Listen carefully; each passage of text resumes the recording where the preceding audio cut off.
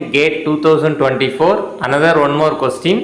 Which one of the following matrices has an inverse? அப்படின்னு கேட்டிருக்காங்க. கீழே 4 மேட்ரிக்ஸ் கொடுத்துருக்காங்க. ஸோ அதில் which one has a inverse அப்படின்னு கேட்டிருக்காங்க. இன்வர்ஸோட ப்ராப்பர்ட்டி எல்லாருக்கும் தெரியும். ஒரு மேட்ரிக்ஸுக்கு இன்வர்ஸ் இருக்கணும் அப்படின்னா that matrix must be a non-singular matrixாக இருக்கணும்.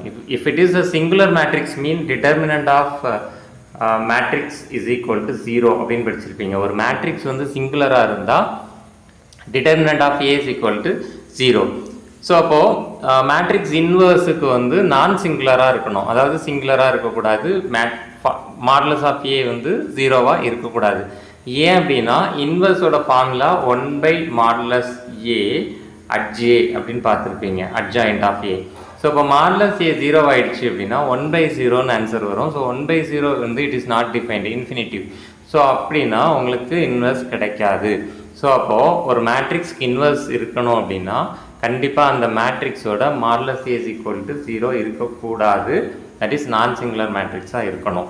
அவ்வளோதான் கண்டிஷன். ஸோ இப்போ இங்கே 4 மேட்ரிக்ஸையும் பார்ப்போம்.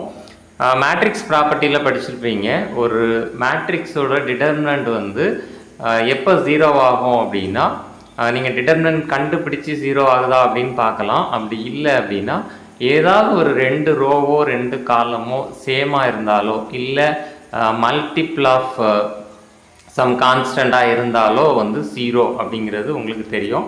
ஸோ இப்போ இங்கே ஃபஸ்ட் மேட்ரிக்ஸ் எடுத்தீங்க அப்படின்னா R3 பாருங்கள், R3யும் R1ஐயும் பாருங்கள்.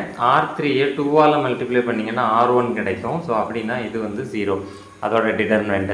நெக்ஸ்ட் பாருங்கள், இங்கே பார்த்தீங்க அப்படின்னா இங்கே 1 2 3 2 4 6 இதை பாருங்கள். இந்த ஃபஸ்ட்டு ரோவை 2ஆல் மல்டிப்ளை பண்ணிங்கன்னா இங்கே செகண்ட் ரோ கிடைக்கும். ஸோ அப்போ கண்டிப்பாக இதுவும் 0 தான்.